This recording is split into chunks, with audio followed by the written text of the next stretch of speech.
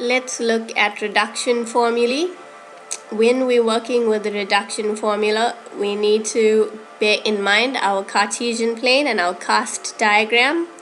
First quadrant, second quadrant, third quadrant, fourth quadrant, and all the rules associated with it. So the first one we have here is tan 120 degrees. We need to always start with the angle, not the ratio. So the angle is 120 degrees, so we ask ourselves in which quadrant will 120 degrees lie, and that will lie here in the second quadrant. Now the rule in the second quadrant is 180 degrees minus, and we know that tan in the second quadrant is negative. So tan 120 degrees will be negative tan 180 minus the angle that we have, 120.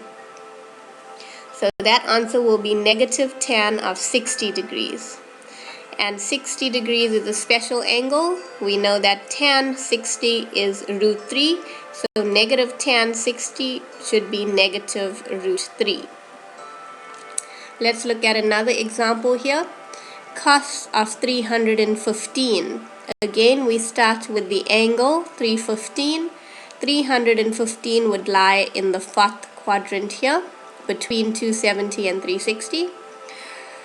We know that cos in the fourth quadrant is positive, and the rule in the fourth quadrant is 360 minus. So cos 315 will equal to cos of 360 degrees minus 315, which is positive cos of 45 degrees and special angle 45. So cos of 45 is 1 over root 2. Let's look at a bigger question. Tan 120 times cos 315 plus sine 135 times sine 225. So we have four ratios here. We are going to work with each one of them separately. So let's work with the first one, tan 120. 120 we know lies in the second quadrant. The tan is negative in the second quadrant, so it should be negative tan. And the rule is 180 minus 120 there. So that should change to negative tan of 60 here, which is what we have there. The next one, cos of 315. 315 lies in the fourth quadrant. We know that cos is positive in the fourth quadrant, and the rule is 360 minus. So it's 360 minus that 315, which will give us positive cos of 45, which we have here. Now we have a plus sign, so we'll put in the plus sign. We go to the next ratio, sine of 135. 135 degrees is in the second quadrant. We know that sine is positive in the second quadrant.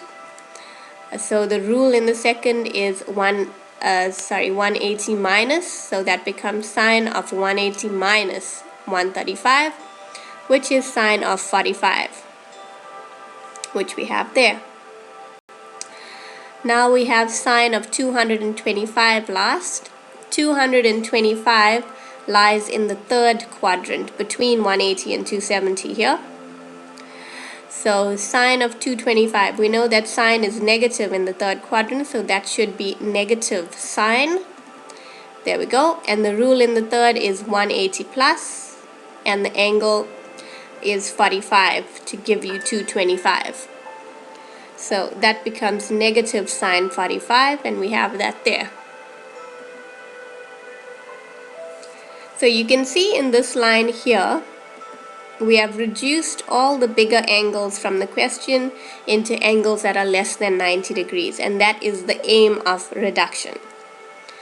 So now we just have to fill in our special angles. Tan of negative tan 60 will be negative root 3 times cos 45, which is 1 over root 2, plus sine 45, which is 1 over root 2, times negative sine 45, which is negative 1 over root 2.